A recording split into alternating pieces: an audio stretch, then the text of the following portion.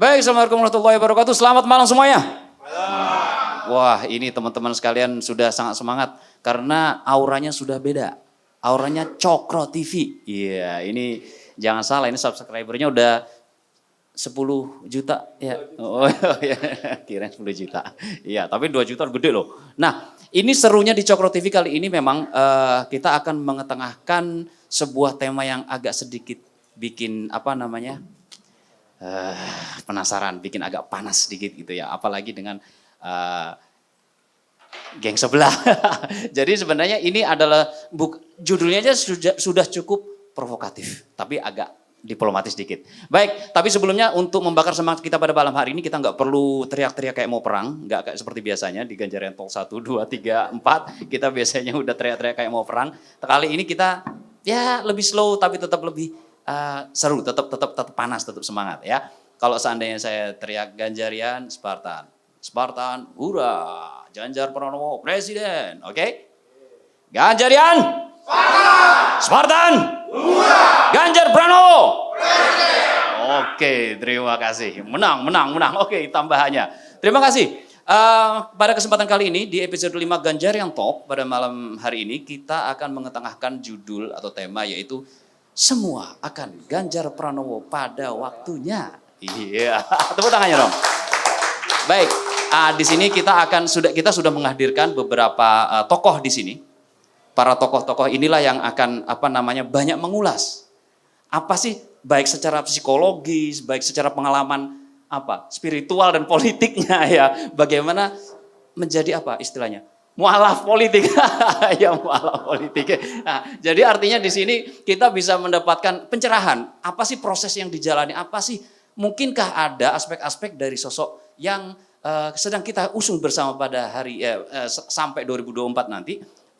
Kenapa sih? Apa yang menyebabkan ada terjadi shifting atau artinya perubahan haluan? Nah, malam ini kita akan seru sekali membahasnya. Dan di sini nanti akan juga langsung di host, dimoderatori oleh Bapak kita yang terhormat HM, Haji Muhammad Guntur Romli. Iya, tepuk tangannya dong. Baik, namun sebelum itu semua, izinkan saya saya mohon teman-teman sekalian untuk berdiri sejenak. Mari kita menyanyikan lagu Indonesia Raya. Teman-teman, mohon berdiri sejenak. Baik, terima kasih. Siap, Mas Munir? Oke. Baik. Indonesia tanah airku, tanah tumpahku. Di sanalah aku berdiri, jadi bangku hidupku. Indonesia kebangsaanku, bangsa dan tanah airku. Marilah kita berseru, Indonesia bersatu. Hiduplah tanahku, hiduplah negeriku, bangsaku, rakyatku semuanya. Bangunlah jiwanya, bangunlah badannya untuk Indonesia Raya. Indonesia Raya, merdeka, merdeka, tanahku, negeriku yang ku cinta. Indonesia Raya, merdeka, merdeka, hiduplah Indonesia Raya. Indonesia Raya, merdeka, merdeka, tanahku, negeriku yang ku cinta. Indonesia Raya, merdeka, merdeka, hiduplah Indonesia Raya. Teman-teman sekalian, silakan untuk duduk kembali. Terima kasih. Baik, kita langsung menginjak pada acara berikutnya yaitu sambutan. Sambutan hanya satu sambutan saja karena waktu sudah mepet ya. Oke, sambutan pertama sambutan yang akan disampaikan oleh Bapak Sekjen kita Ganjarian Spartan, Bapak Dwi Kundoyo. Tepuk tangan semuanya. Terima kasih Kemen Tinju. Bismillahirrahmanirrahim. Assalamualaikum warahmatullahi wabarakatuh. Saya hormati Ketua Umum Haji Muhammad Guntur Romli, para pembicara yang juga ini pembina sebenarnya, pembina kita, Habib Mu'annas Alaidit, kemudian ada pembicara satunya Haji Dede. Terima kasih. Ada Mas Koko juga pembina kita hadir di sini. Teman-teman semua, selamat datang di Ganjarian Talk edisi kelima. Kalau yang lain nggak berani bicara di tepi jurang, Spartan pasti berani.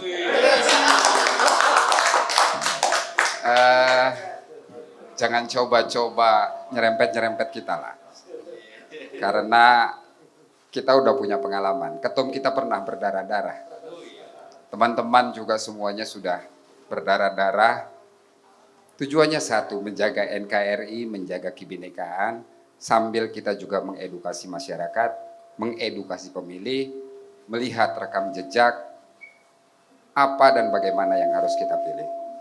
Saya atas nama Ganjarian mengucapkan terima kasih atas kehadiran teman-teman semua. Selamat berdiskusi dan mudah-mudahan menjadi pencerahan buat kita.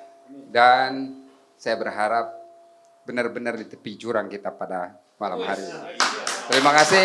Billahi taufiq. Assalamualaikum warahmatullahi wabarakatuh. Waalaikumsalam warahmatullahi wabarakatuh. Terima kasih Pak Sekjen kita. Benar, kita pada malam hari ini kita gaspol aja, tolong remnya diblongin ya. Jadi tanya aja langsung. Jadi kita akan kupas semuanya, kupas tuntas. Dan di sini sudah hadir bersama kita Bib Mu'annas Alaidit. Kemudian di sini juga hadir sudah Haji Dede yang terhormat. Wah, ini juragan pengusaha besar juga ini. Dan kemudian juga akan dimoderatori oleh Bapak Ketum kita, pembina ya Pak. Pembina Ketum Ganjarian Spartan. Sorry.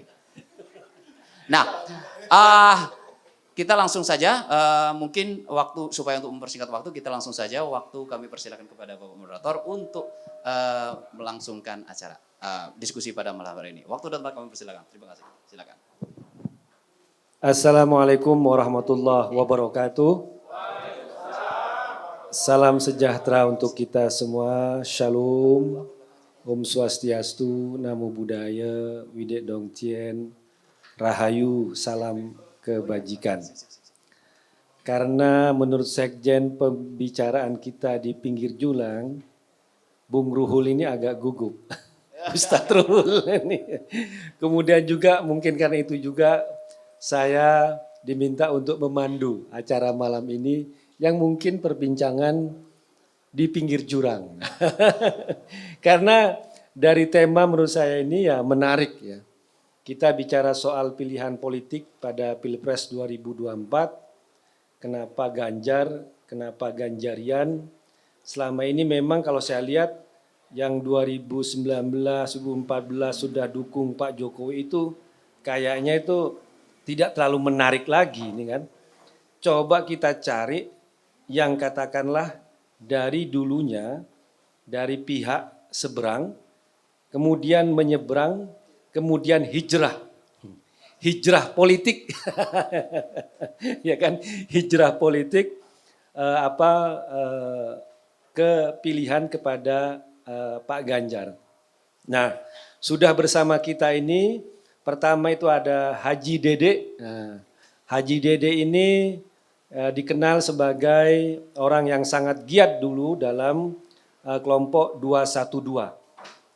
212, bahkan tadi saya ngobrol tidak hanya dari 212, tapi juga munculnya juga dari 411. 4 November 2016, 212 itu 2 Desember 2016. Itu waktu Pilkada DKI. Nah, kemudian di 2019 Pak Haji Dede ini sebagai pendukung militan loyalisnya Pak Prabowo. Nanti kita tanya bagaimana sih bukti loyalitas pendukungnya kepada Pak Prabowo waktu itu 2019. Kemudian nanti kita tanya kenapa kira-kira kok dia mau berubah sekarang, tidak mau lagi milih Pak Prabowo, kan Pak Prabowo mau nyapres lagi tapi kenapa ke Pak Ganjar bahkan bergabung sekarang di Ganjarian Banten. Nah kemudian dari isu yang 212 kemudian juga 2019 kita tahu dah itu isunya politik sara, politik identitas, ada isu toleransi, ada radikalisme. Nah, kita juga akan mendengarkan kesaksian dan juga pernyataan dari Habib Mu'annas Al-Aidid. Nah, Habib Mu'annas ini merupakan dulu mantan sekretaris tim pembela Muslim, Bib ya, TPM. Jadi waktu kasus 2008 ya, saya ini berhadapan dengan Bib Mu'annas. Saya ini orang yang katakanlah waktu itu menjadi korban ya, pemukulan waktu itu. Nah, Bib Mu'annas ini waktu itu masih pembela Habib Rizik, Bib ya. Benar Bib ya, benar itu kan. Nah, kemudian kita ini dipertemukan di Pilkada DKI tahun 2016 sudah sama-sama membela Ahok. Ini menarik ini, menarik. Nah, ini menurut saya ini perbincangan yang akan menarik. Kenapa misalnya ada perubahan, kemudian tiba-tiba Bib Mu'annas itu tidak hanya membela Ahok, tapi juga menjadi salah satu advokat ya dari pembela Ahok. Waktu itu bikin yang namanya Kotak Baja, Bib ya, Komunitas Advokat Basuki Jarot. Masih ingat 2016 itu. Nah, kalau Bib Mu'annas ini ya, kalau pemilihnya, kalau Jokowi itu sejak 2014 Bib ya, 2014, 2019 itu kalau soal pilihan politik itu Bib Mu'annas itu tidak ada perubahan.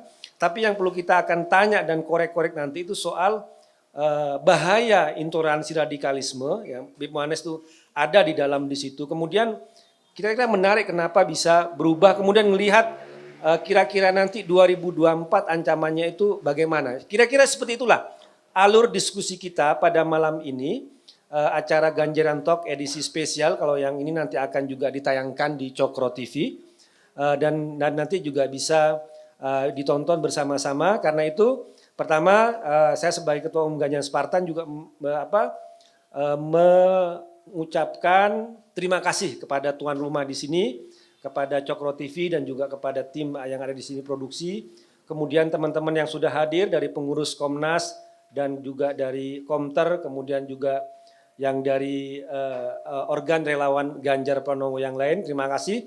Kemudian juga saya ingin menyapa para penonton Cokro TV ketika siaran ini sudah ditayang di Cokro TV. Nah, saya akan mulai dulu dari Haji Dede.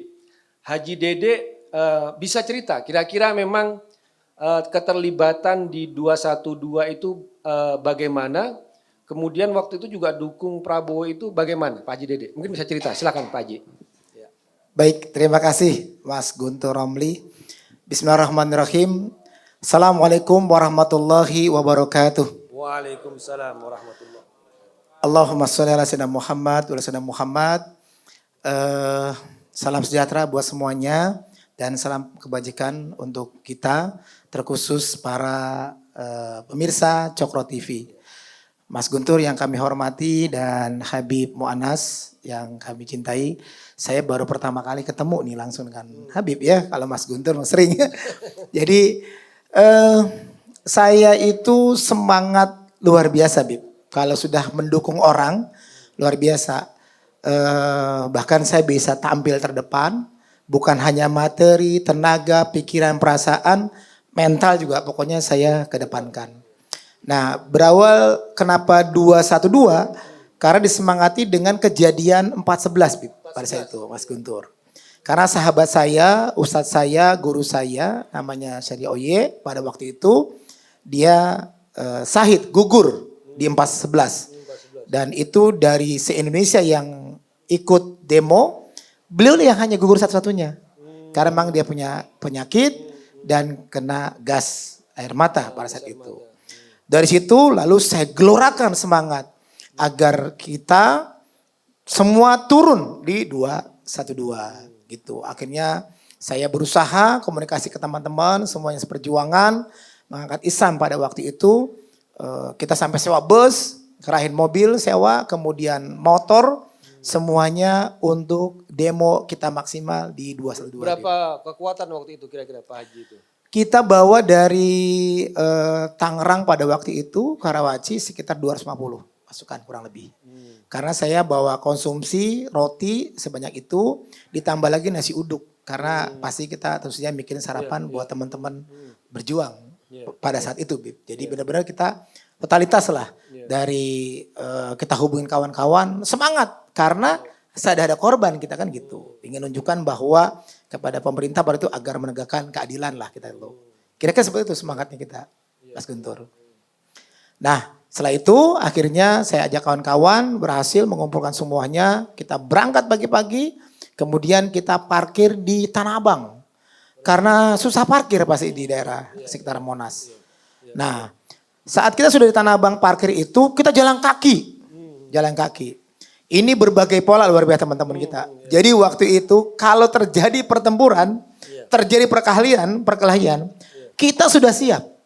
Kita sudah siap. Jadi ibaratnya ada pasukan yang gampang dibacok. Oh, waktu itu dah. Wah, kita udah jihad. Luar biasa, semangat. Pokoknya pada waktu itu kalau terjadi pertemuan darah kita udah siap. Pasukan kita. Itu ada sahabat saya namanya Dedi Winata. Sampai sebelum berangkat memperagakan dulu. Udah Ji tenang, Anda udah gampang dibacok. Ya udah, siap. Pada waktu itu udah memang ini. Nah akhirnya kita pas sampai sana sudah banyak sekali. Banyak sekali manusia, sahabat-sahabat kita dari berbagai daerah sudah hadir. Kan waktu itu di Lipo TV juga. Dan saya kebetulan nggak jauh 100 meter dari patung kuda.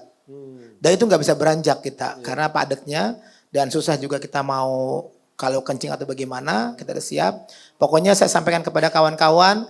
Jangan sampai kita udah masuk tengah-tengah tiba-tiba pengen kencing. Repot. Nah akhirnya kita sarankan teman-teman udah kencing duluan. Pokoknya sampai sana udah siap. Kita bawa sejadah karena itu hari Jumat. Iya, Jumat. Hari Jumat dan kena hujan. Jadi kita sholat benar-benar sujudnya di air. Udah itu benar-benar kita rasakan. 100 meter dari patung kuda. Terus anehnya telepon itu pada waktu itu sulit sekali Bib. Jadi kayak diacak sinyalnya. Jadi kita ente di mana? Karena rombongan 200 itu susah mengakomodir. Pada saat kita rombongan sudah bareng-bareng, tapi kan terhalang orang lain, akhirnya terpisah. Kita terpisah. Tapi kita sudah bilang bahwa kita habis sholat Jumat sekitar jam 3 jam 4 kita harus kumpul lagi kembali ke bus. Jadi pokoknya kalau sampai nggak kembali kita akan cari, jangan sampai nanti hilang karena ada orang tua yang pesan Bib. Itu Mas Guntur Habib bahwa Ji jangan lupa anak nitip anak aneh, jangan sampai ketinggalan, jangan sampai anak aneh hilang. Wah luar biasa. Waktu itu kan isunya kan Pilkada DKI soal kasus Ahok, soal penodaan agama. Tapi kan juga tadi Pak Haji juga cerita bahwa ada sahabat dan gurunya yang meninggal. Nah kira-kira apa yang menggerakkan waktu itu? Apakah soal kasus Ahoknya atau kasus sahabat meninggal atau ada hal-hal yang lain waktu itu Pak Haji yang menggerakkan waktu itu? Iya, kalau saya karena saya lebih utama pada waktu itu adalah kasus meninggal. Karena beliau kan sakitnya juga nggak begitu parah banget lah. Pertama, jadi saya tidak pernah berpikir pada waktu itu yang agak politis. Pokoknya saya bagaimana untuk keadilan agar benar-benar pemerintah ini menegakkan aturan yang baik lah. Jadi pada waktu itu memang tergairahnya teman-teman tuh ya karena memang di lingkungan kita bangkit. Kalau mungkin pada saat itu Ustadz Oye nggak meninggal beda. Beda gairahnya, beda ceritanya. Nah di sisi lain memang kita dibumbuin juga pada situ kasus tentang penistaan agama oleh Ahok. Tapi itu nomor 2. Tapi nomor 1-nya adalah kita benar-benar pada waktu menuntut keadilan. Karena itu guru saya Bib. Guru saya ngaji, bareng ngaji. Bahkan anak-anak saya baca ratib, baca berjanji semua dari beliau. Syarih Oye itu sama saya sering saya ajak kemana-mana. Ngopi, jalan bareng sebagainya. Beliau enak orangnya, baik gitu lebih. Nah pertanyaan selanjutnya Pak Haji, kemudian itu berlanjut dukungan kepada Prabowo 2019. Bisa cerita nggak soal itu? Apa bentuk dukungan kontribusi Pak Haji Dede pada waktu itu? Betul.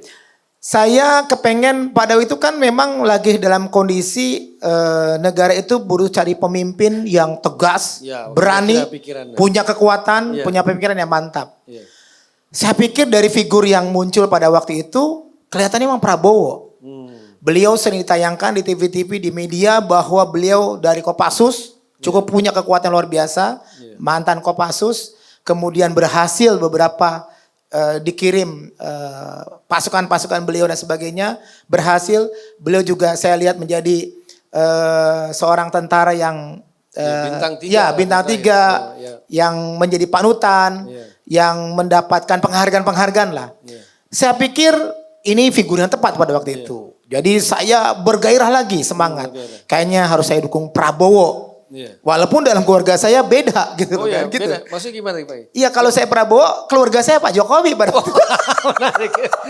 Jadi ngelawan keluarga juga. Saya paling Pak. frontal. Jadi saya sendiri pilih Prabowo, anak dari saya pilih Pak Jokowi. Tapi di dalam rumah tangga, wah terutama saya. Ma, udah Prabowo aja. Nggak bisa, Pak. Maaf, tetap feeling mama Pak Jokowi. Gitu. Papa boleh kuat, papa boleh hebat. Tapi mama lihat Jokowi pemimpin yang arif dan bijak ke depan. Waktu itu ya. Iya. Nah Pak Haji waktu itu kontribusinya apa waktu mau memenangkan Pak Prabowo itu? Saya bikin kaos, Bib.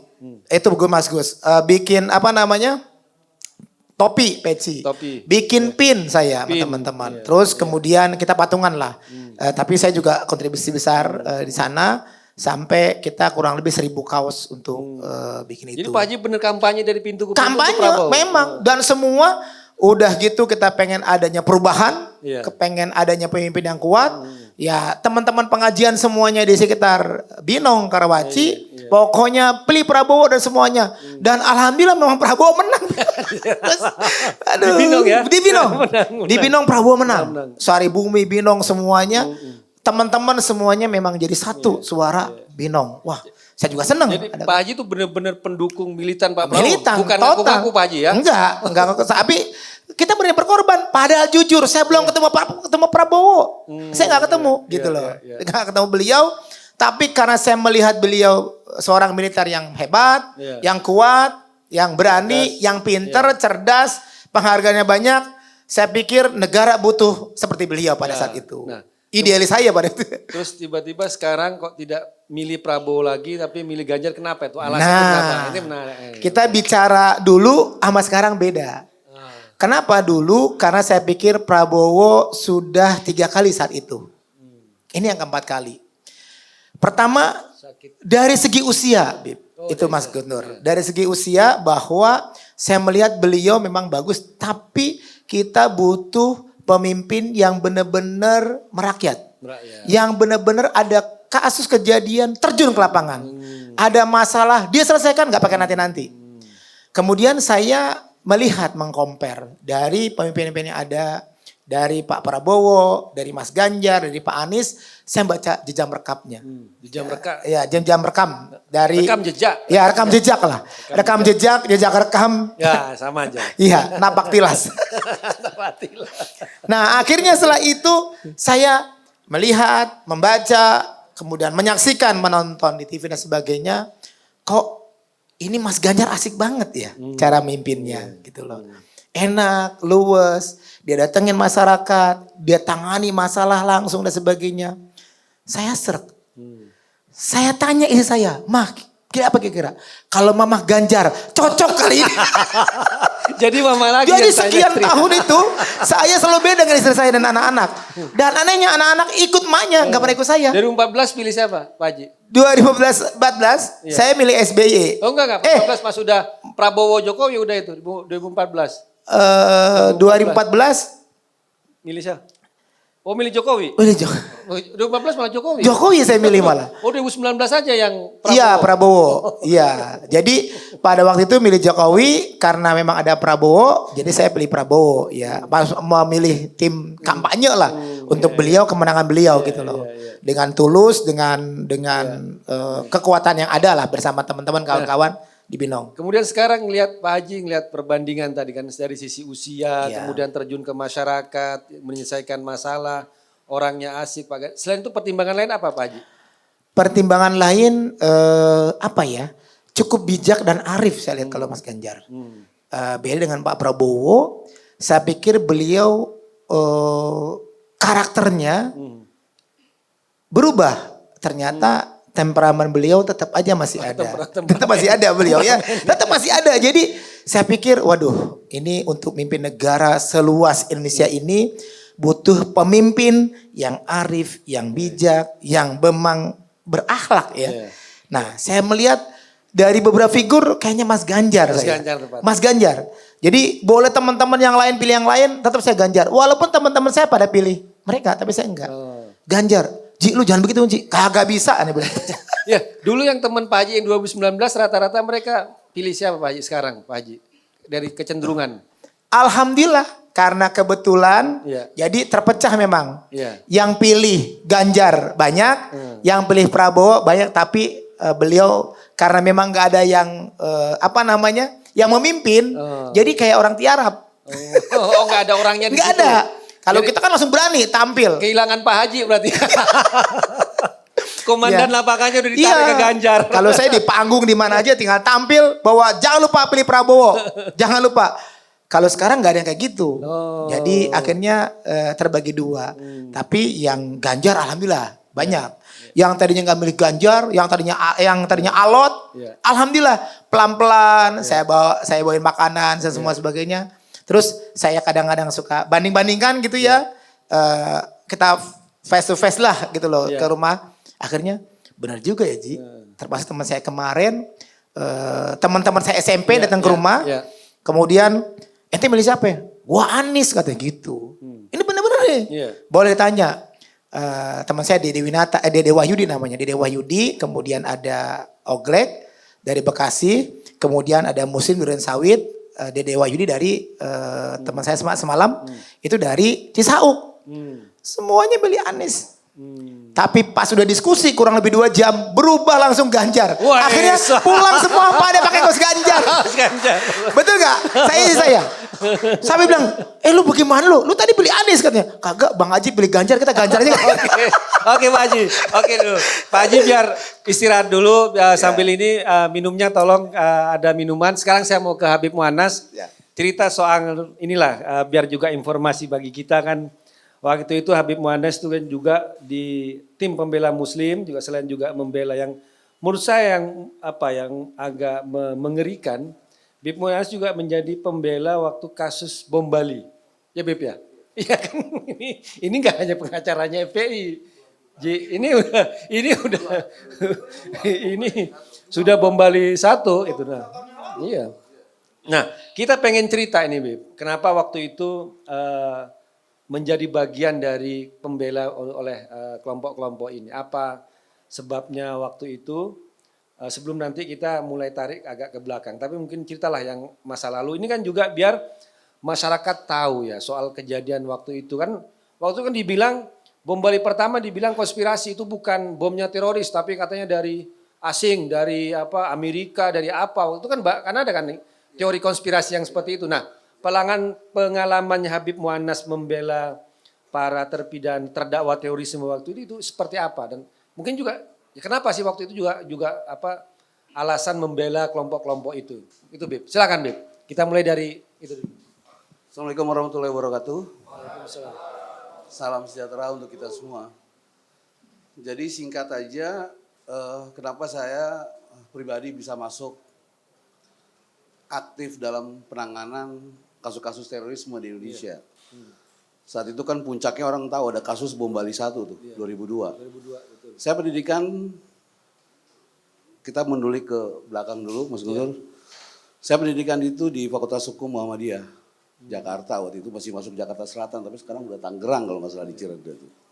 Selesai dari situ saya, biasa kalau orang mau jadi pengacara advokat itu kan harus magang dulu. Oh, magang ya. Nah, Ya. akhirnya kita magang. Nah, kebetulan pas kita magang di situ, saya masuk di satu lembaga yang namanya Tim Pengacara Muslim. Magang awal udah di tim pengacara Muslim. Masuk di Tim Pengacara Muslim. Di Tim Pengacara Muslim itu, ketika saya masuk itu banyak lawyer-lawyer yang senior. Di antaranya ada Mahendra Ahmad Data. Mihdan, ada Mahendra Data. Gitu. Dan ada waktu itu Munarman masih di LBHI lah, tapi masih sering bolak-balik, kadang-kadang rapat di Tim Pengacara Muslim, gabung. Kemudian ada Bang Muh waktu itu, Bang Muhammad Asegaf, almarhum. Iya. Gabung, nah disitulah kemudian kita banyak menerima kuasa dari kasus-kasus terorisme. Di antaranya tuh yang berkaitan dengan Jamaah Islamiyah waktu itu. Waktu itu ada 2002 itu bom Bali 1. Belum salah satu. Jadi keluarga-keluarga Imam Samudra, Muklas, Amrozi itu semua datang ke kantor untuk ngasih kuasa. Nah disitulah kemudian saya terlibat tuh Mas Guntur. Karena ditunjuk sebagai koordinator untuk advokasi bom Bali 1. Jadi Bayangin. ke Bali pengadilan. Ya itu nanti, itu ceritanya beda lagi. Itu banyak, wah di Bali itu menderita lah kita di sana kan. Karena kemarahan masyarakat Bali kan kita tahu tuh dalam kasus itu.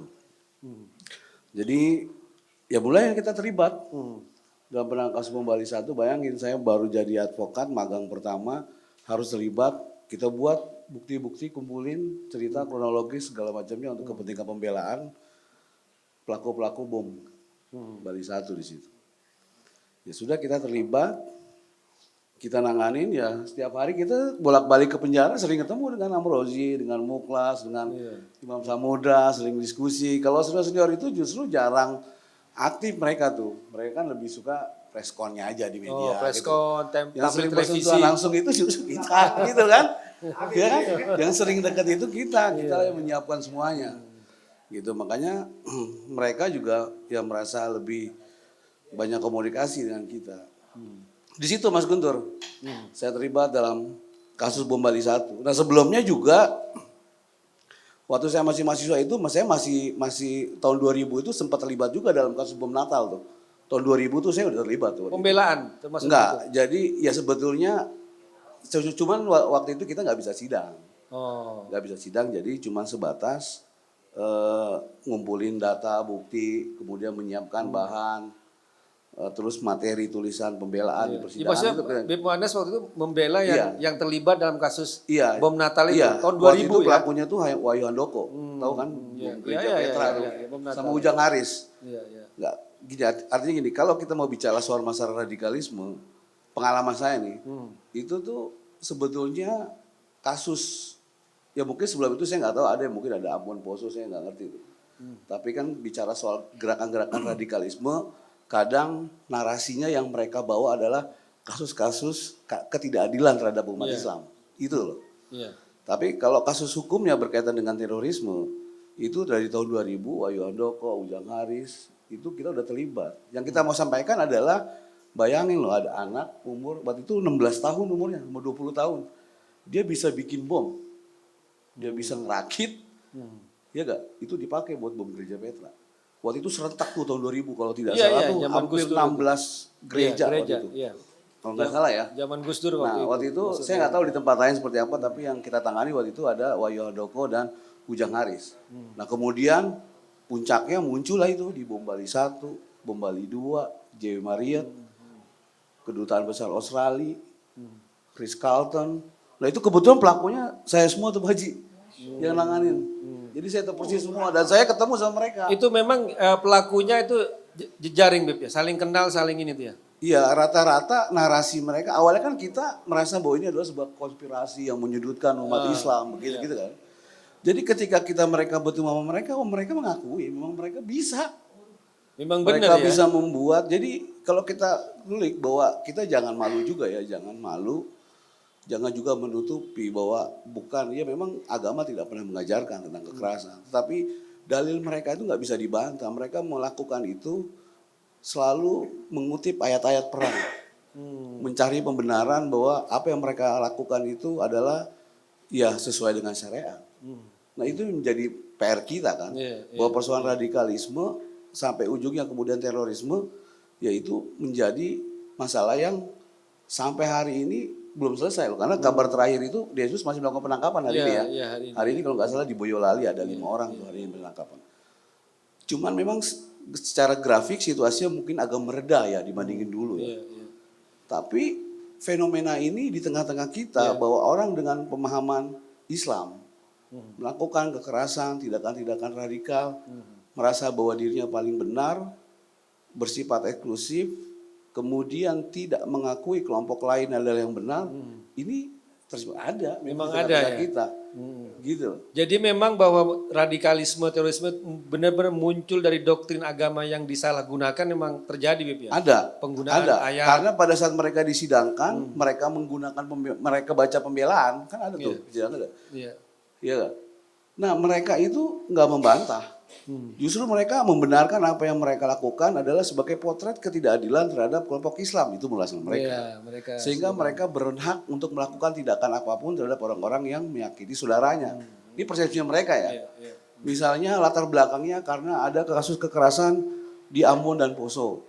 Atau ada kekerasan di berbagai negara, di Palestina, di Irak dan semua sebagainya. Kemudian mereka melakukan tindakan balasan misalnya dengan melakukan bom di Bali. Di bom Bali di Sari Paris Pub, Sari Club gitu kan. Dan itu pelaku-pelakunya adalah kelompok Amerika misalnya dan negara-negara sekutunya.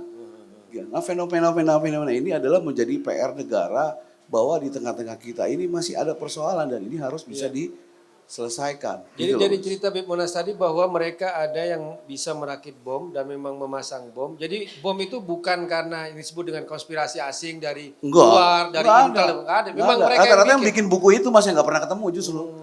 Mereka berupaya untuk, saya nggak tahu apakah motifnya malu atau, tapi mereka menghindar bahwa seolah-olah nggak, ini adalah sebuah konspirasi global enggak. Imam Samudra misalnya dia alumni Afghanistan. Di Afghanistan dia bergabung dengan Taliban. Imam Samudra dia biasa perang. Jadi tahu kontak senjata atau rakit senjata. Jadi ketika Taliban kemudian tersingkir dia lari ke Indonesia ya. Mindset berpikirnya itu beda dengan kita yang damai di sini dengan dunia mereka yang perang kira-kira itu. Nah pertanyaan selanjutnya Bib, kenapa Bib Monas tiba-tiba berubah atau tidak lagi menjadi pengacara kelompok-kelompok ini? Itu kapan dan kenapa sebabnya? Iya ini kan sebuah perjalanan hidup ya. Iya. Kadang-kadang lingkungan itu mempengaruhi daya pikir kita, ya kan? Ya lama-lama kan kita juga semakin dewasa gitu loh Mas, bahwa oh ternyata misalnya kalau kita hidup di negara Indonesia ini dengan negara majemuk, beragam, ya, bahwa kita terdiri dari 5 agama, 5 berbagai suku, tidak mungkin kita memaksakan satu agama atau satu golongan tertentu untuk memberlakukan di negara ini. Itu akan merusak konsep. Dan kita itu ternyata kan berbeda. Sampai kiamat kita tetap akan berbeda-beda. Ya karena memang takdir Tuhan seperti itu. Kalau kelompok-kelompok ini kan dia memaksakan. Dia nggak mau kalau negara ini tidak berdasarkan syariat Islam. Bahkan saya pernah dampingin Ustadz Aman Abdurrahman. Aktor intelektual yang terlibat dalam kasus bom Tamrin. Saya kenal baik itu sama Ustadz Aman Abdurrahman. Sampai dulu waktu ada Ustadz Jafar Umar Tholib, kalau ke Jakarta tuh Pak Haji itu saya yang nemenin. Nah Pak Haji nemenin Ustadz Jafar Umar Tholib, nah terus dia mau ketemu dengan Ustadz Aman Abdurrahman nih. Ustadz Abdurrahman ini Penjara? Iya di penjara. Sampai sekarang Waktu di penjara berdebat. Jadi sebetulnya di antara mereka juga ada pemahaman yang berbeda-beda juga gitu. Singkatnya begini kira-kira ya, barangkali Habib Rizik, Abu Bakar Basir dan kemudian Jafar Umar Tholib itu bisa beda itu dia. Pandangannya. Bisa beda pemahaman. Kalau dipertemukan ya, gitu kira-kira. Jadi ada perbedaan mindset atau mungkin FPI dengan HTI gitu loh.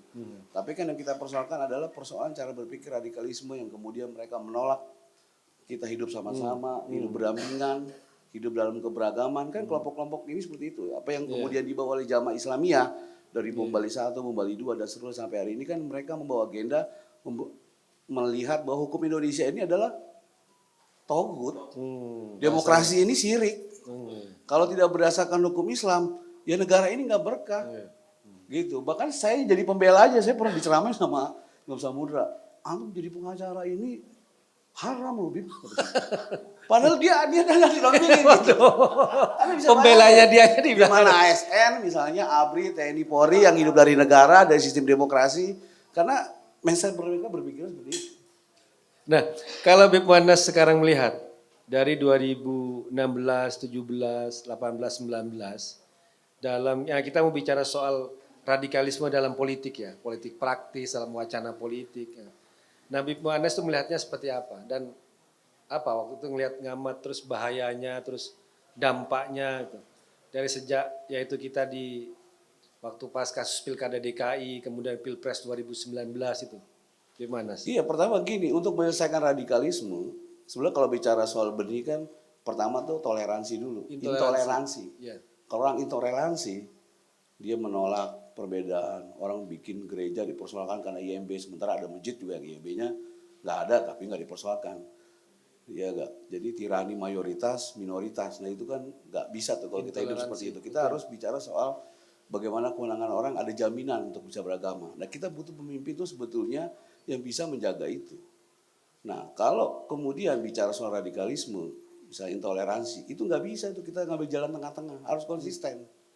Kalau nggak konsisten pemimpin siapapun itu berbahaya. Nah sekarang kita lihat 3 potret misalnya hari ini yang beredar tentang calon presiden misalnya. Siapa yang paling kecil atau paling sedikit atau paling tegas kalau perlu yang mereka tuh menolak tentang radikalisme. Yang dua kan udah terang tuh. Ya kan? Yang dua yang mana nih, Beb? Sana. Ya kan gitu loh. Artinya apa? Komunikasi ini ketika dia jadi bisa berjalan dan ini akan bisa memberikan ruang. Ini menjadi masalah baru. Ketika nanti dia berkuasa, nah akan jadi masalah. Ya enggak? Tiba-tiba nanti apa namanya ya cuman slogan aja bahwa kita beragam. Bisa lagi Prabowo misalnya. Ya kita sebut aja Anies sudah jelas. Sudah jelas pasti dia akan apa namanya dia kelompok-kelompok radikal, intoleran itu punya komunikasi dengan yang bersangkutan.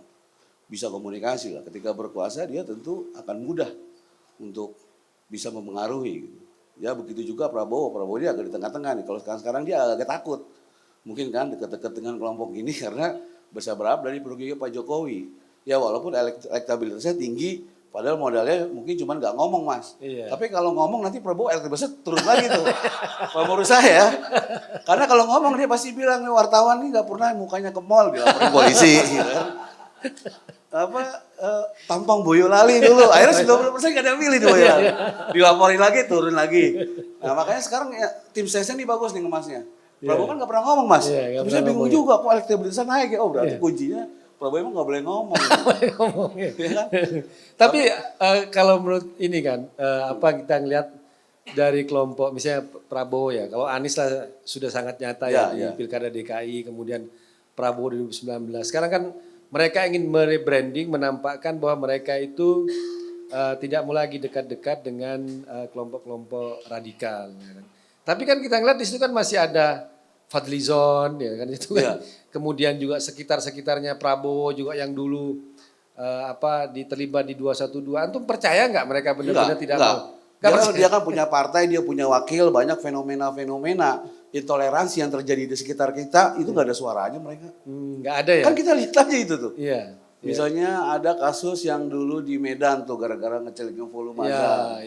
Ya kan? Itu divonis nggak ada suaranya. Nggak ada suaranya mereka. Tapi ada orang yang ngacak tempat ibadah tuh yang kemarin dibebasin. Yang saya lupa tuh.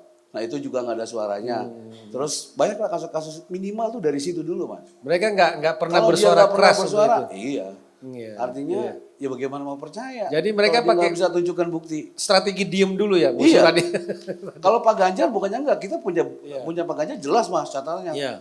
Ada misalnya kepala sekolah aja misalnya atau ada sekolah pendidikan. ASN yang terlibat, dia langsung tegas dan dia buka ruang komunikasi kan, akses informasinya itu dan komunikasi sehingga rakyat dengan pemimpin itu saat ini ya itu hanya mudah di komunikasi ke Pak Ganjar dan negara bisa berjalan mas kalau itu terus dilakukan oleh Pak Ganjar. Berpikir gitu, Beb. Kalau memang Pak Prabowo ini mau berubah menurut saya soal radikalisme, harusnya kan dia misalnya kayak menyingkirkan yang namanya Fadlizon. Fadlizon kan mau bubarkan Densus tuh kan. Iya. Sampai sekarang kan nggak pernah menganulir itu istilahnya kata-kata dia itu kan. Nah itu yang saya bilang. Jadi soal kepercayaan. Bagaimana mau percaya sementara bahwa ada benalu di situ. Istilah benalu kan. Ya nggak dia mau bubarkan Densus 88. Padahal kalau bicara soal grafik, mungkin kalau nggak ada Densus 88, ya kasus-kasus terorisme kita nih mungkin masih menghantui. Masih naik, masih tinggi ya, masih tinggi. Oke, ini perbincangan awal kita, nanti kita akan sambung dengan beberapa pertanyaan ya. Atau Pak Haji mau nambah dikit soal alasan kemantapan untuk sekarang itu memilih Ganjar, mau perbandingan yang lain, atau kita mau dengarkan pertanyaan dari hadirin? Pertanyaan dari hadirin, baik. Silakan, siapa yang mau mengajukan pertanyaan, mengajukan masukan atau apapun lah namanya, soal isu radikalisme, soal isu perubahan-perubahan politik. Oke, Bung John Miduk, John Sitorus, ada ya situ ya? Ini, ya ini silakan. Ya, silakan, Bung John Sitorus. Dari belakang atau maju? Cek. Dari belakang atau maju? Bung. Sini aja. Sini aja. Ini terkait dengan kamera, Bung John. Cek. Masalahnya. Di sini aja. Oke, Aman ya? silakan Bung John. Baik, terima kasih. Perkenalkan, nama saya John Sitorus dari Humas Kejarian Spartan. Pertanyaan saya cuma sedikit sebenarnya ke Pak Haji Dede. Saya ingin bertanya sebuah sudut pandang bagaimana sebenarnya dulu 2019 kubu Pak Prabowo memandang kubu Pak Jokowi. Mungkin juga nanti bisa direlevansikan dengan sekarang. Apakah pandangan itu masih relevan? Karena gini, orang menganggap Ganjar ini pasti mayoritas masih Jokowi banget. Jokowi adalah Ganjar dan Ganjar adalah Jokowi. Walaupun mulai banyak pikiran-pikiran bahwa Prabowo adalah Jokowi man juga gitu loh. Tetapi secara ideologis kita melihat bahwa karena Pak Ganjar satu partai dengan Pak Jokowi kemudian ajaran Soekarnois, bagaimana kubu Pak Prabowo atau kubu sebelah melihat atau memandang kita ini sebagai pendukung Pak Jokowi?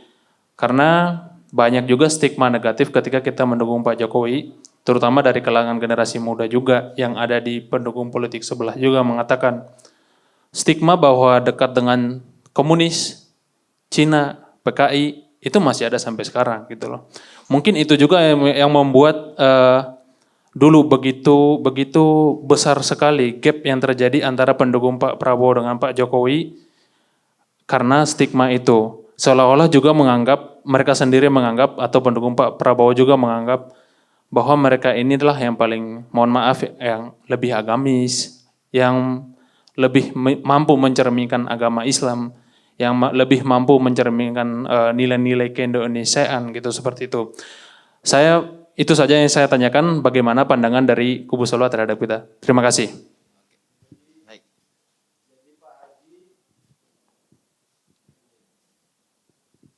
Cek.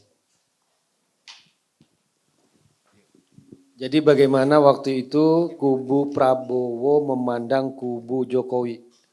Nah itu. Pada waktu itu? Waktu itu Pak Haji memandang. Saya pada waktu itu karena memang melihat Pak Prabowo baik di mata saya pada waktu itu, dia militer. Kalau militer memang keluarga saya kakek ada militer, jadi ada idealis juga ya sebagai seorang militer. Jadi saya tidak memandang jelek ya kepada Pak Jokowi. Kalau saya, nggak tahu teman-teman yang lain. Buat saya bagaimana tahun 2019 Prabowo itu jadi presiden. Jadi nggak ada pandangan negatif karena saya kalau membuli, kalau menghujat, kalau menjelek-jelekan orang, saya takut dosa, Mas Guntur. Jadi buat saya lebih baik saya menyempurnakan apa yang saya pilih dibandingkan saya menjelek-jelekan orang lain. Di rumah saya Prabowo, keluarga saya milih Jokowi. Tapi saya nggak berantem, menghargai Bu. Makan berdua, semuanya asik. Bersama anak, bersama keluarga. Nggak ledek-ledekan. Kalau ledek-ledekan saya agak galak malah. Tapi tetap maksud saya tidak pernah berantem yang bagaimana. Ya udah nggak apa-apa mah kalau memang nggak mau Prabowo ya nggak apa-apa gitu loh. Jadi seperti itu. Dan anak-anak saya juga kalau anak-anak saya ikut ke mama gitu kayak ke ibu, lebih baik ke ibu. Jadi di teman-teman juga saya nggak melakukan menjelek-jelekan ku Pak Prabowo, Pak Jokowi. Itu Mas Guntur. Seingat saya nggak menjelek-jelekan dalam kampanye. Saya bagaimana totalitas biar Prabowo jadi. Makanya waktu jujur nih, waktu pas di salah satu media TV. Apa sebutin nggak TV-nya nih waktu itu? Gak apa-apa. Ya apa? Ya. Metro TV, saya jujur depan saya. Iya. Pas Prabowo tadi menang, wah saya langsung bersama teman-teman senangnya minta ampun. Tiba-tiba berubah dalam sekian menit. Waduh saya langsung, wah kecewa benar-benar pada waktu itu. Tapi mau dibilang apa? Ya, mau dibilang apa? Dengan berbagai argumen, alasan dan sebagainya. Nah, seperti itu. Jadi buat saya selalu tanamkan, begitu juga saya sekarang pilih Ganjar. Saya insya Allah nggak akan menjelek-jelekan. Justru malah saya diskusi sambil minum kopi, saya siapin kopi, saya keliling tuh mobil Ganjar selama 3 bulan, Bandung, Bogor, Bekasi, kemudian Sukabumi, saya muter Tangerang, saya bersama tukang cincau. bersama tukang parkir, bersama pemulung, terus lagi tukang cendol. Saya ajakin ngomong semuanya. Tapi pas mereka tahu, pada pilih Ganjar. Tapi saya nggak jelek-jelekin. Jujur saya nggak jelek-jelekin. Jadi buat saya etika berpolitik dan kampanye adalah mereka biar tahu mana sih yang baik, mana sih menurut mereka yang oke gitu loh. Itu aja sih Mas. Dan alhamdulillah teman-teman saya di Bogor yang tadinya memang milih Anies, sekarang berubah jadi Ganjar semuanya. Wah, luar Ya itu. biasa.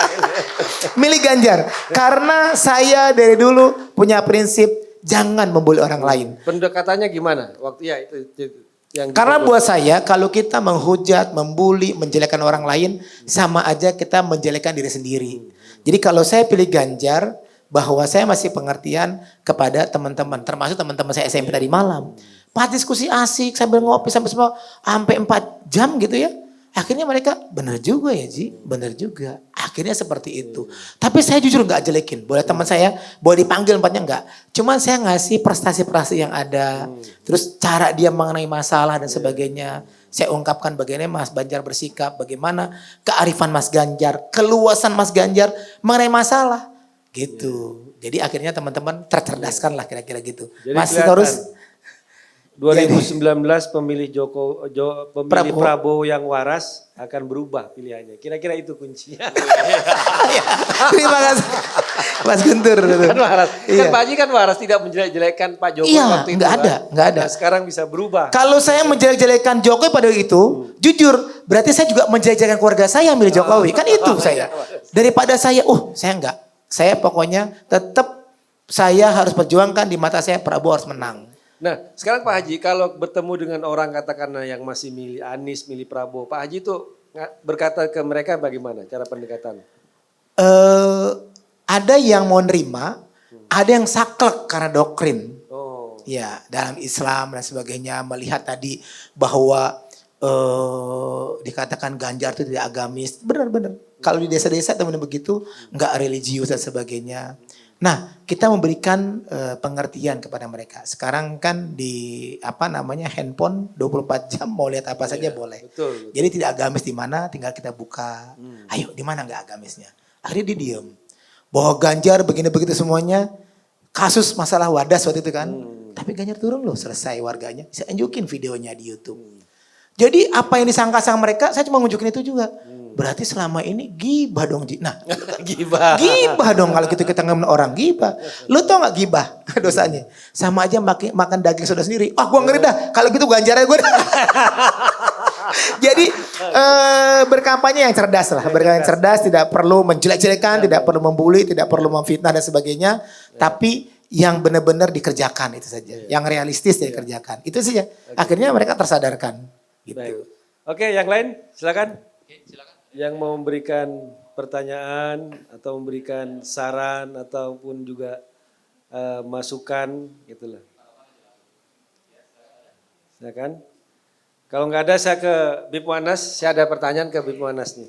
Untuk tahun 2024 Bib, Pilpres pemilu, menurut antum itu isu SARA, isu intoleransi, isu radikalisme itu masih akan muncul? Kalau iya, bagaimana kita menyikapi? Dan kalau melihat yang lalu-lalu 2019, 2017, apa itu akan kembali terulang di 2024 itu? Silakan Beb. Iya, kalau kita perhatikan kan Mas Guntur nih di fenomenanya kan sekarang hampir rata-rata sarananya menggunakan media sosial ya. Ya medsos ya. Medsos itu sekarang paling berpengaruh. Bahkan katanya kabar presiden di Thailand juga karena medsos ya. Iya, medsos. Terpilih itu ya artinya media sosial memang punya peran penting. Nah dalam beberapa kasus belakangan ini pasca reda ya kasus-kasus terorisme bom sudah mulai enggak ini kan. Bahkan dalam praktek-praktek politik kan tahun-tahun politik kemarin juga kita melihat media sosial selalu dijadikan sarana dan alat Mas. Iya. Menyebarkan berita bohong misalnya kan. Iya. Selalu tuh dibenturkan kelompok ini dengan kelompok ini, suku ini dengan sini, kemudian ya kita bisa melihat misalnya contohnya kayak Sugi Nur kan, Iya, kayak gitu-gitu loh. Iya. Kebencian dan sara, bahkan ironinya misalnya pola, kita tidak bicara orang ya, bicara soal pola pikir, artinya pola-pola pikir tentang masalah intoleransi atau apapun itu bisa digunakan oleh siapapun kan, termasuk misalnya ya ada seorang profesor gitu kan, RH misalnya gitu loh, ya dia juga sama memfasilitasi kan, Suginur juga dia, bahkan kemarin kayak Rocky Gerung. Artinya media sosial ini tetap akan menjadi garda terdepan untuk menyebarkan kebencian-kebencian itu. Jadi kita Dan itu memang harus kita lihat medsosnya ya. Iya, sejauh ini sih kita masih melihat medsos ya, karena fenomenanya kan sekarang begini, bahkan kalau kita lihat rutenya ya, apa yang rame di TV diangkat di berita di TV itu sekarang mereka cerminannya apa yang rame di media sosial. Jadi media sosial itu bisa bisa membangun opini publik dan motivasi publik di lapangan. Kasus Rocky Gerung di media sosial rame, tiba-tiba kemudian masyarakat Dayak di lapangan protes misalnya. Atau yang sebelum-sebelumnya, artinya media sosial ini ya terus akan kita awasin dan dijadikan barometer. Satu-satunya jalan untuk meredam ya tidak ada jalan lain Mas, kecuali menurut saya adalah proses penegakan hukum. Gitu loh, terhadap penyebaran berita bohong, kebencian sara, ini bagian dari menjaga radikalisme dan masalah intoleransi. Dan fenomena ini tetap akan terus berjalan terus Mas, karena akan terus digunakan. Tapi ya pilihannya tentu bahwa kita akan jadi pemimpin di 2004 nanti adalah yang punya sikap dan tegas terhadap persoalan ini. Sikap-sikap terhadap masalah intoleransi dan sebagainya. Nah kita kan melihat beberapa peristiwa, misalnya kan Anies beberapa kali keliling, kemudian ada buletin di masjid, Anies juga di kampanye di masjid, kemudian Partai Umat bicara bahwa kami adalah ingin memainkan politik identitas. Itu kan sebenarnya juga ada tanda-tanda menuju ke sana juga ada ininya kan Beb ya, antum ngeliat itu juga ya. Iya, artinya fenomena ini kan terus terjadi. Jadi bukan masjidnya yang radikal. Jadi kadang-kadang penceramahnya itu yang kemudian, ya kan? Penceramahnya yang radikal, yang dia memanfaatkan masjid itu untuk menyebarkan kebencian. Itu kemudian jadi persoalan. Dan fenomena ini akan terus terjadi ya seperti yang tadi tuh tentang buletin selebaran. Nah, atau Imam Mahdi, Anies kan dipercaya sebagai Imam Mahdi. iya kan? Imam Mahdi. Iya, kalau nah kebetulan kita juga ada Cyber Indonesia ya Mas. Ada Cyber Indonesia dan selama ini juga ya sudah pasti kita akan melakukan pemantauan terhadap upaya-upaya yang sifatnya berdegradasi tentang toleransi kita dan sebagainya. Saya kira itu. Oke, ada yang hadir di sini? Ada Bung Anggiat Tobing, Ketua. Terima kasih, selamat malam Ketum Habib, Pak Haji Dede, selamat malam. Terima kasih. Saya mau bertanya ke Habib,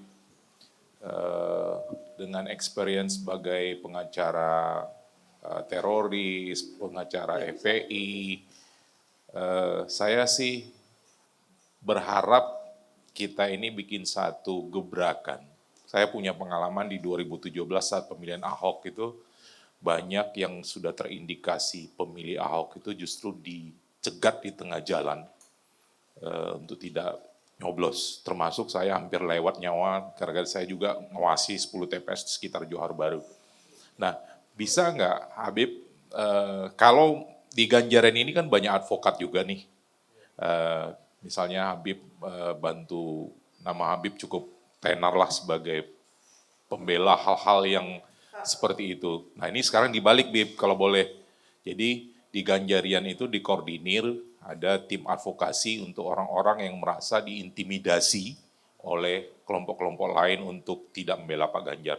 Demikian, terima kasih. Iya, paling ya fenomena itu susah sih ya kalau masalah preman, radikalisme itu pasti akan terjadi di mana-mana tuh. Bahkan kita itu lapornya Buniani. Sidang di Bandung, kita tuh dikepung nggak bisa keluar. Iya kan Mas? Di dalam ruang sidang, itu kita diteriakin. Dikepungnya sama siapa situ? FPI, padahal saya pengacaranya FPI. Dikepung sama HTI. Ya kan? Pindah-pindah hotel, bayangin. Artinya situasi-situasi kayak gitu tuh tetap balik lagi kepada ketegasan aparat kan, gitu aja. Paling kita hanya bisa buka ruang pengaduan kan. Diumumin di media sosial pengaduan, kalau terjadi intimidasi, teror dan sebagainya, silakan adukan ke kita. Kadang-kadang kita laporkan itu kaitan dengan pemilu, lapor ke Bawaslu, Bawaslu juga kagak jelas. Lapor ke polisi, lapor polisi, polisinya juga nggak ini. Kalau kita yang bertindak salah juga. Iya, jadi Ganjaria Spartan mungkin sarannya kita bikin tim hukum, di situ kita bikin pengaduan, merespon kalau ada orang yang diintimidasi tidak boleh pilih. Jadi kita advokasi. Kita selesaikan, kita yang koordinasi dengan Bawaslu, kita yang koordinasi dengan aparat penegak hukum, kita ambil langkah hukum untuk berikan perlindungan hukum terhadap mereka. Intinya itu aja sih, Mas. Ya, sifat yang ada pengaduan, bisa itu. Dan antum bisa cerita yang soal KPMH itu, Bib, kan juga hampir mirip itu kan, pengaduan juga dasarnya. Iya. Yang KPMH, Kita boleh juga, cerita? kebetulan ada lembaga namanya KPMH, Komite Pemberantasan Mafia Hukum. Jadi kenapa pakai mafia hukum? Ya karena mafia terjadi di mana-mana. Ada mafia pajak, mafia pertambangan, mafia pertahanan. Kita buka pengaduan itu ribuan itu. Nah kita yang koordinasikan. Kalau kasus-kasus yang kemudian misalnya tidak cukup punya bukti, kadang-kadang kita pakai talk show kayak gini nih. Untuk menyuarakan mereka. Misalnya ada orang diintimidasi, nggak apa-apa. Talk show aja kita di sini. Dia ceritain apa yang terjadi, bla bla bla. Sampai kemudian itu didengar aparat, kadang-kadang kan sekarang ini kan ada kasus itu yang bisa naik itu cuma 3 kan.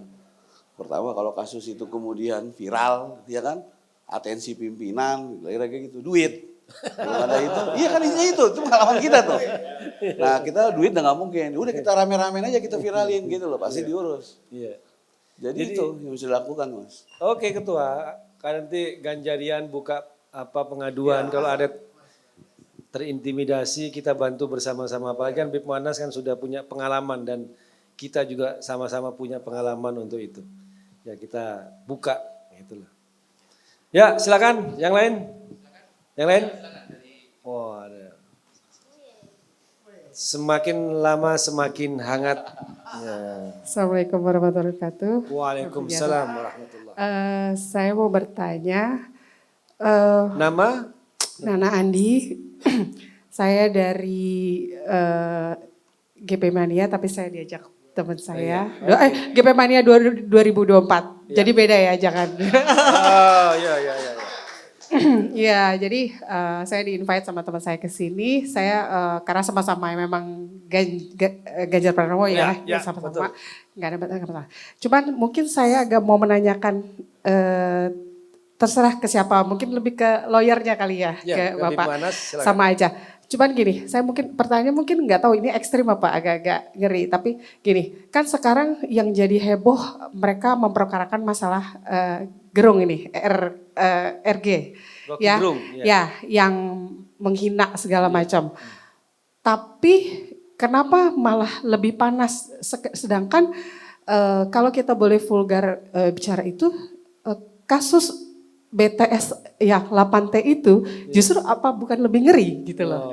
Jadi maksud saya kalau mungkin kita mau meraih pemilih yang lebih militan, lebih solid, kenapa kita nggak menyuarakan itu, ayo dong jangan diumpetin itu masalah itu gitu loh. Jadi lebih ke vulgar, mau nggak mau nanti kalau masalah itu kita sudah bisa, kan ada pelaku-pelakunya misalnya ya, sudah dapat yang BTS. Kalau kita dari dari para pendukung ini menggebrak, menyuarakan terus-terusan kan mungkin malah makin banyak pemilih gitu loh. Maka mereka, oh iya nih era ini mereka bisa bisa ikut gitu loh, bisa menjadi penggebrak itu aja. Jadi mungkin kita agak ekstrim sedikit, jadi bagaimana gitu saran dari para pembicara ini. Oke. Makasih gitu aja. Baik, tangkap. Waalaikumsalam. Langsung ke Bung Angga. Assalamualaikum warahmatullahi wabarakatuh. Waalaikumsalam. Saya Angga dari Ganjarian. Saya ingin bertanya mungkin ke Habib Muanas atau Pak Haji Dede. 60% pemilih kita nanti ini adalah pemilih pemula. Nah sekarang ini yang seperti tadi, yang sudah terindikasi politik identitas adalah kubunya Anies Baswedan. Tapi di Prabowo yang memang katanya next Jokowi, di situ terdapat orang-orangnya yang memang kemarin ya intoleran dan radikal, betul. Seperti Novel Bamukmin, ada Haikal Hasan dan lain-lain gitu kan. Nah, anak-anak muda ini memang cenderung acuh ya untuk masalah begitu. Tapi kalau untuk masalah ya kenegaraan, maksudnya bangsa, gua ya enak-enak untuk main gadget, ya nyaman untuk apa segala macam tuh ya jangan sampai kalau yang mereka-mereka ini kan biasanya buat rusuh. Ada tidak maksudnya indikasi sekarang seperti Habib Muannas tadi bilang, Prabowo ini cenderung diam. Pemilu ini kalau diikuti 3 kan nanti kan ada putaran kedua. Ada tidak kemungkinan ya ini strategi mereka untuk sebenarnya Prabowo juga politik identitas misalnya gitu. Pendukungnya. Ada tidak indikasi ke situ? Seperti itu. Jadi ini untuk memberikan wawasan kepada, apalagi tadi Habib Muannas sudah bilang bahwa radikalisme ini hal yang sangat ya ngeri lah. Mereka bisa ngerakit bom sendiri, apalagi ya anak kecil tadi ya yang menjadi pelaku bom di mana tadi Bib, yang masih muda itu. Bali 2. Gajah dia itu baru 19 tahun dan 20 tahun ya gitu. Ada tidak maksudnya kita bisa memberikan edukasi bahwa ya kalau politik identitas ini akan ngeri, berbahaya Oke, gitu untuk ke anak muda. Oke, Betul, seperti makasih. Assalamualaikum warahmatullahi wabarakatuh. Soal Rocky Gerung tuh, Bib. Kasus sekarang. Iya, soal kasus Rocky Gerung itu kan sebetulnya kita potongan video tuh yang beredar di media sosial soal bajingan tolol itu ya, bajingan tolol. Tapi kalau dari segi konten narasi itu sebetulnya memang masuk delik aduan. Ada berapa pasal sih sebenarnya bisa diakomodir. Ada pencemaran nama baik, ya kan? Kemudian ada 160 misalnya penghasutan, itu juga nampaknya nggak bisa gitu loh Mas. Jadi harus Pak Jokowi sendiri memang yang lapor kasus itu. Dia membuat persetujuan atau dia membuat surat tertulis dengan membawa wakilnya buat laporan polisi itu. Tapi itu kan nggak mungkin dilakukan. Makanya Barreskrim nolak laporan itu. Tapi belakangan tadi dapat konten tuh terakhir yang dia menuduh IKN itu samanya Jokowi menjual negara. Itu bisa itu dilaporin. Itu menyebarkan berita bohong karena ada banyak ahli menyebut bahwa IKN itu adalah memang sudah digagas dari zaman Bung Karno kan soal pemindahan. Dan konsep itu memang di tengah-tengah itu di Kalimantan untuk pemerataan. Gitu. Jadi bisa dipersoalkan tuh tuduhan Jokowi dianggap penjual negara. Dia mengadakan hal-hal tapi itu menjauhkan berita bohong. Cuman itu bukan delik biasa. Jadi masuknya itu delik aduan. Nah ini yang kemudian rame kan di media sosial. Nah sekarang jadi masalah kita maunya isu lain yang rame kan susah tuh mengendalikan. Kecuali kita bikin buzzer bayar selesai kan gitu loh. Bikin trending nah itu agak susah. Nah sementara isu BTS itu kan sudah ada proses hukumnya Mas ya. Jadi udah ada pelakunya, udah ada proses dan sedang dalam sidang. Ya mungkin sudah pastilah nggak akan menarik gitu loh. Mungkin lebih menarik ya isu-isu rumah tangga, perselingkuhan macam-macam itu kayaknya agak susah gitu loh. Nah, kemudian tadi soal apa tuh? Enggak, yang anak muda, bagaimana kita mengenalkan, menyampaikan ke anak muda soal bahaya radikalisme, bahaya terorisme kan banyak korban, banyak pelaku itu kan malah orang-orang muda. Itu bagaimana cara menyampaikan? Ruang-ruang untuk bisa meminimalisir intoleransi dan radikalisme itu harus bisa dimanfaatkan. Pertama misalnya ada pendidikan gitu loh Mas. Pendidikan. Dalam kurikulum pendidikan itu ya juga harus menarik tuh. bisa Kurikulum pendidikan di sekolah kan itu harus dilakukan Mas. Iya, betul. Ya kan karena ternyata juga kalau kita lihat di media sosial kan banyak juga tuh media pelajaran-pelajaran yang justru malah kemudian mengarah pada radikalisme. Nah itu nggak tahu tuh perkembangan artinya ada upaya dari dalam pendidikan untuk bisa mengevaluasi itu dan mengontrol itu supaya mereka bisa ya membawa pesan yang membumikan Pancasila lah tentang keberagaman dan sebagainya dalam kurikulum sosial. Kemudian misalnya fenomena yang terjadi lainnya adalah tentang upaya-upaya masjid dijadikan juga sarana-sarana alat-alat intoleransi. Jadi kalau dievaluasi juga tuh Mas. Nggak boleh lagi tuh sholat Jumat nyerang sono, nyerang sini, nggak boleh sholat jenazah. Kalau pilih ini, kalau pilih wah itu kan bahaya tuh. Nah artinya ada negara juga harus masuk ke situ Mas untuk bisa memberikan itu. Ya kemudian kontrol media sosial pastilah, penegakan hukum terhadap praktek-praktek intoleransi dan radikalisme yang mengarah pada itu. Ya mungkin itu bisa dimanfaatkan untuk bisa menjaga keberagaman kita. Ya, oke. Sekarang ke Haji Dedek dulu. Haji Dedek tadi yang soal kubunya Anies, terus juga anak-anak muda, bagaimana kita menjaga mereka dari intoleransi dan radikalisme ini, Pak Haji Dede itu. Ya, saya kebetulan pembina Karang Taruna. Cuman memang beberapa setahun ini kurang begitu aktif karena kesibukan, ngurus pondok dan sebagainya. Jadi sederhana, saya di pondok pesantren itu saya ajarkan dengan akhlak. Akhlak yang baik kepada orang tua, kepada guru dan sebagainya. Dan terus menanamkan kebaikan. Jadi saya ajarkan begitu, ternyata orang tua senang ada perubahan. Jadi yang simpel, yang sederhana adalah saya bukan ustadz, saya bukan guru, tapi mengajarkan santun kepada orang tua, kepada sahabat, kepada teman, kepada orang yang lebih tua, itu buat saya lebih tepat. Jadi saya di pondok itu cuma hanya sebagai tambahan pelajaran, mengajarkan kepada anak-anak tentang budi pekerti, gitu Bib. Nah gitu Mas Guntur. Jadi dengan cara begitu orang akan melihat kepada kita bahwa yang kita ajarkan itu buat kebaikan umat. Itu bukan hanya satu orang tapi buat orang banyak. Dimulai yang sederhana seperti itu, saya pikir ke depan akan lebih baik pastinya. Karena dari satu yang lingkup yang kecil, insya Allah yang besar akan lebih mudah. Jadi saya nggak pernah berangan-angan lebih tinggi. Buat saya ajarkan aja rumah tangga, terutama anak-anak saya di rumah. Pendidikan. Kamu nak kalau ada orang tua yang datang, kamu cium tangan, kamu hormati dia, kemudian kamu sapa dia, Bapak bagaimana kabarnya, sehat semuanya. Itu akan lebih baik menurut saya. Jadi alhamdulillah ya saya tanamkan dengan keluarga, lalu dari keluarga saya tanamkan ke di pondok, ternyata alhamdulillah itu saja. Jadi sederhana buat saya. Untuk merangkut milenial ya pendekatannya seperti itu. Saya pernah ngobrol itu ada, sekarang sudah pada berkeluarga.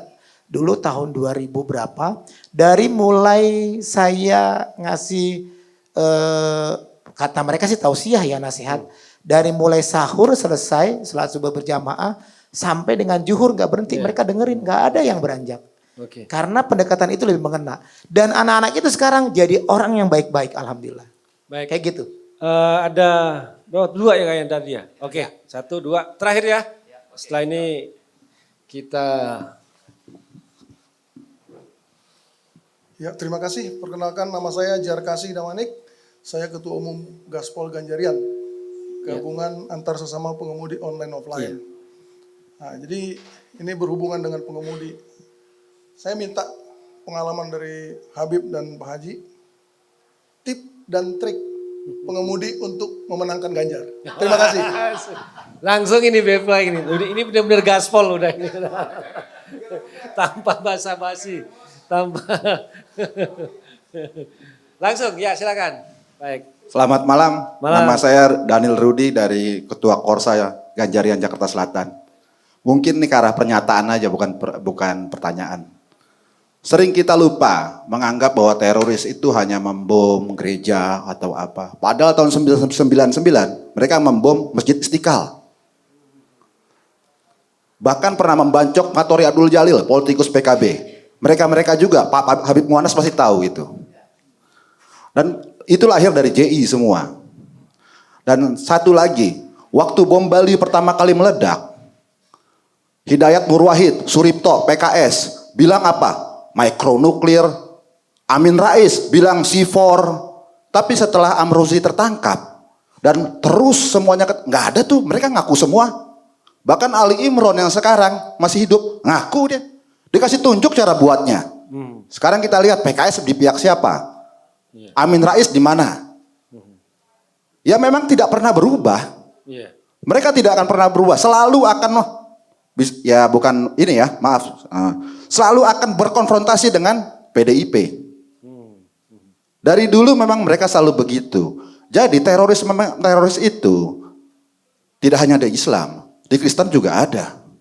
Di Ira sana tetap ada, pandangan-pandangan fundamentalis tetap ada. Tapi repotnya selalu saja kita menganggap bahwa teroris itu hanya mencederai minoritas. Walaupun sebenarnya nggak ada kata minoritas ya. Tapi umat Islam pun bisa berbahaya kalau mereka berkuasa. Ya, betul. Korbannya juga orang Islam juga. Istiqlal dibom.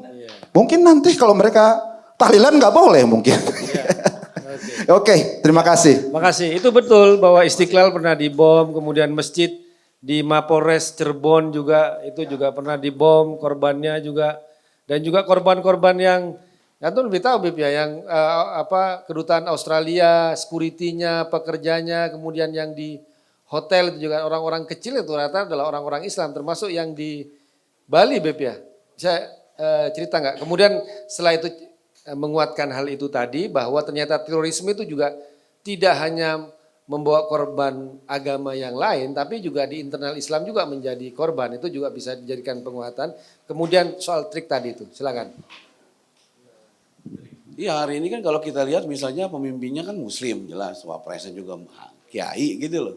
Tapi bagi pola pikir kelompok-kelompok teroris ini, JI ya misalnya, atau mungkin sempalanya sampai hari ini mungkin ada berapa di antara mereka walaupun sudah tercerai-berai, ya mereka karena sifat eksklusif, ya mereka dikafir-kafirkan dan halal darahnya. Gitu, jadi bayangkan gimana yang di luar itu, yang satu agama aja diperlakukan seperti itu. Nah fenomena kemudian yang terjadi di banyak negara juga kelompok-kelompok terorisme kan seperti itu. Bisa kayak kemarin di Afghanistan ada orang Ilu ada dibom. Itu bayangin orang Islam juga.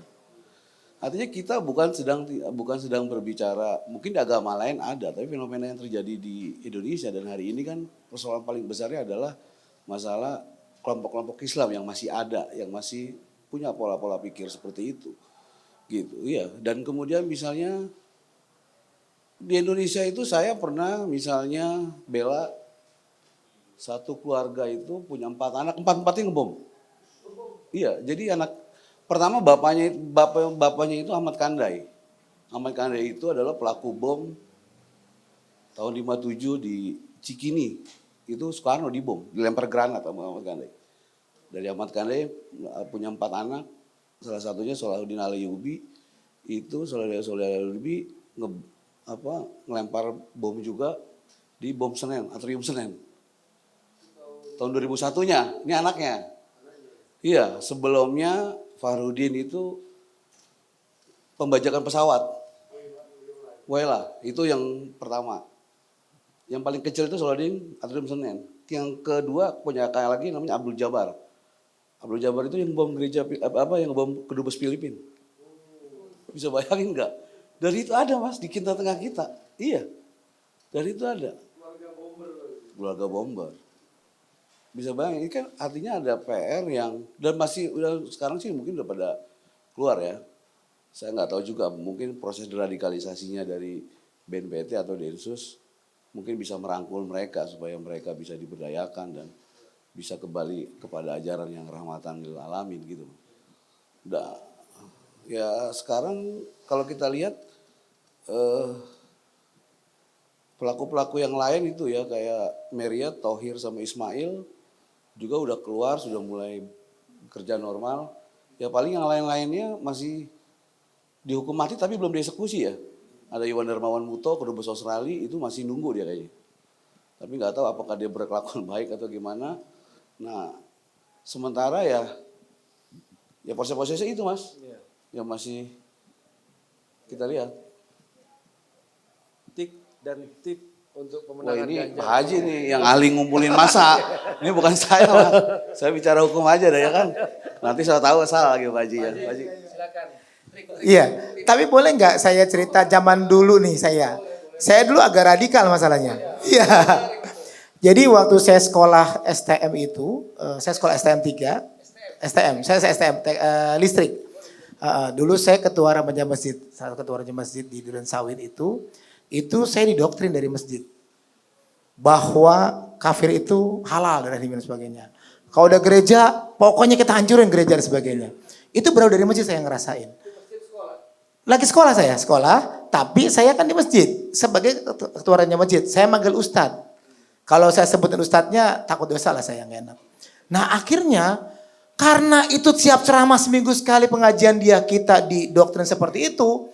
Akhirnya pembangunan gereja, kalau saya sebutin juga di Indonesia ada. Kita timpukin gereja. Ternyata tuh gereja bukan tambah hancur, tambah bagus. Udah bagus kita selepetin. Dan mohon maaf saya sampai buang air kotoran kepada tempat gereja. Karena provokasi itu, benar-benar kita remaja lagi semangat-semangatnya didoktrin oleh ustadz seperti itu. Jujur, saya pernah lakukan itu Mas Guntur. Benar. Dan kalau ada orang-orang teman saya masih ada, saya bisa panggil orang sebagai saksi. Jadi saya dulu zamannya ada pohon karet kecil tuh, bentuk karet, saya pakai selepetan, saya selepetin kaca gereja. Ada kotoran itu saya lemparin kepada gereja. Segitunya. Lalu saya berpikir, Murtani, endang, Mas Hani, Pentong, gue bilang, masa kita begini orang Betawi? Kok kita mau masa Islam seperti ini gitu loh. Iya juga ya deh, lu saya panggil Dede. Saya tukang ngangon kebo, ngangon ini kan. Kita berpikir ngangon, masa besok kita itu gereja, kesian agama lain. Jadi saya berpikirnya apa? Saat merenung, masa Rasulullah seperti ini?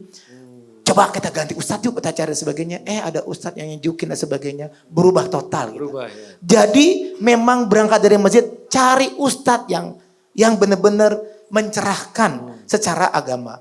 Yang kedua, saya kalau ada Habib atau ustadz siapapun, ini datang ribuan orang, bisa 3.000, 5.000 orang. Saat dia jelekin pemerintah, saat dia membuli pemerintah, saya langsung pulang. Mohon maaf teman-teman, ini kayaknya kok kuping saya kok nggak enak dengar gini. Jadi saya pulang. Kenapa nih Bu? Ini bagus nih semuanya. Bagus buat antum, tapi buat ini semuanya jelek saya gitu. Akhirnya saya pulang. Jadi saya kalau ada sekarang ustadz siapapun jelekin pemerintah apa semuanya, saya langsung pulang Guntur. Dan itu diikuti oleh teman-teman saya akhirnya. Ente mau yang namanya ustadz itu memberikan agama yang baik, yang menetapkan hati, yang kita biar selamat buat di akhirat nanti. Bukan pemerintah dibully, dicaci maki dan sebagainya. Itu namanya menghancurkan negara kita segitu ya. Betul. Itu Mas Guntur, simpel buat saya. Nah, kemudian kalau ada pertanyaan tadi Mas Kang siapa? Bang Jarkasi. Jarmanik, saya selalu paling seneng ngobrol ke tempat-tempat yang bawah online saat saya ikut naik Grab gitu, mohon maaf ikut Grab, ngobrol Mas pilih siapa dan sebagainya. Ternyata dengan pendekatan hati ke hati mereka berubah. Terus kadang-kadang saat kopi saya bayarin, Pak nggak usah dibayarin dan sebagainya. Enggak, kita ngobrol yuk, kita ngobrol dan sebagainya. Jadi apa dari hati ke hati aja. Dan ternyata berubah. Saya pernah udah merubah semuanya, 99% milih Anies, sekarang udah milih Ganjar semuanya. Karena apa? Cuma sekedar ngopi, ngasih Indomie, kemudian kita ngobrol pencerahan, kita buka yuk masing-masing. Bener gak sih apa yang diantum sampaikan? Ternyata fitnahan di lapangan itu. Jadi pilih pemimpin itu yang real. Kalau Bang Ganjar jelek, ya saya katakan jelek. Tapi Ganjar bagus, itu juga dijelek-jelekin. Mana sih jeleknya kita buka ya bareng-bareng. Saya buka, sampai saya nyari-nyari ke menara buat buka itu, saking gak ada namanya di gunung kan susah tuh sinyal. Ayo kita sama-sama mau ngikutin, akhirnya dari kopi bareng itu semuanya mereka berubah. Nah Grab, saya naik motor apa semua sambil ngobrol aja. Yang tadinya mohon maaf, yang tadi tukang parkir di Tangerang, pasar Tangerang itu benar-benar kepada Anies, akhirnya benar juga ya Pak Haji. Iya juga ya. Jadi selama ini kita dicekokin hanya ngejelek-jelekin orang, padahal kenyataan begitu. Jadi kita harus menguasain dulu prestasi Ganjar apa sih? Terus kelemahannya apa sih? Nah saat diskusi kan tinggal kita sampaikan. Berarti apa yang ente sampaikan salah loh. Hoak lo gak bener loh. Kalau gak bener ente omongin. Dosa gak? Dosa. Masa dosa mau dipelihara? Kebaikan yang dipelihara segitu. Akhirnya berubah. Jadi sederhana sebenarnya sederhana. Untuk merubah kiat yang cepat sederhana. Dan ketemu sekali, 2 kali, 3 kali berubah. Kadang-kadang sekali itu juga langsung berubah. Bagaimana kita bisa menyampaikannya dengan baik. Dengan santun, dengan akhlak yang baik, dan juga melihat bagaimana sih keluarga kita. Oh iya nih, Bang Jarkasi di rumah baik, semua baik, nggak mungkin berbuat kejelekan kan gitu. Kalaupun Bang Jarkasi berbuat kejelekan, tapi karena selama ini mata baik, tetap bilang baik kadang-kadang. Betul nggak Mas Guntur? Betul. Iya, karena kebaikan itu bisa nutupin. Tapi Bang Jarkasi berbuat kebaikan luar biasa, gara-gara berbuat kejahatan, kejelekan, itu kejelekannya diomongin. Nah kira-kira gitu. Jadi terus berbuat baik. Insya Allah hasil akan baik. Itu aja Mas Guntur. Terima kasih Pak Haji Dede. Terima kasih Habib Muannas Alaidit. Perbincangan kita pada malam ini harus kita akhiri. Semoga kita bisa mendapatkan pencerahan-pencerahan dari tadi. Dari pengalamannya Haji Dede, pengalamannya Habib Muannas, kemudian juga dari masukan ataupun juga pertanyaan. Semoga kita tetap setia, tetap loyal ya. Dalam Pilpres 2024 insya Allah kita akan memenangkan Ganjar Pranowo. Amin, amin, amin. Dan juga Pada pemirsa Cokro TV, terima kasih atas kesempatan yang waktu Anda untuk menonton tayangan Ganjarian Talks edisi spesial pada malam ini. Terima kasih dan kita akan berjumpa pada acara-acara yang lain. Demikian, wassalamualaikum warahmatullahi wabarakatuh. Waalaikumsalam warahmatullahi wabarakatuh.